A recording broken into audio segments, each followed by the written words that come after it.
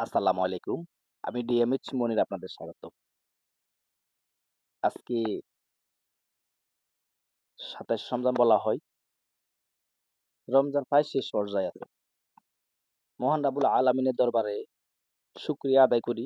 মহান রাব্বুল আলামিন আমাদেরকে এই রমজান মাস পর্যন্ত অন্তত বাইসা রাখছেন। এরপরে আবার শুকরিয়া আদায় করি। মহান রাব্বুল আলামিন আমাদেরকে সুস্থ রাখছেন এবং রোজাগুলা হয়তো মহান রাব্বুল আলামিনের রাজি খুশি মতো রাখার মতো সেই তৌফিক দান করেছেন। তার জন্য শুকরিয়া আদায় করি আলহামদুলিল্লাহ। মহান রাব্বুল আলামিনের দরবারে শুকরিয়া আদায় করি।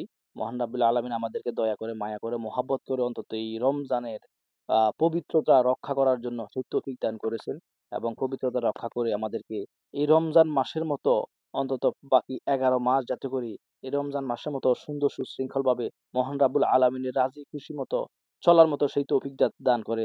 তার জন্য মহান রাব্বুল আলামিনের দরবারে শুকরিয়া আদায় করি এবং মহান রাব্বুল আলামিনের কাছে দোয়া করি।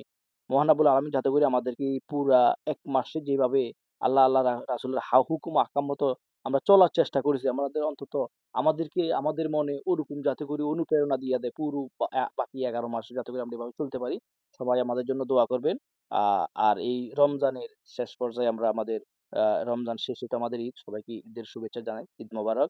আসসালামু আলাইকুম।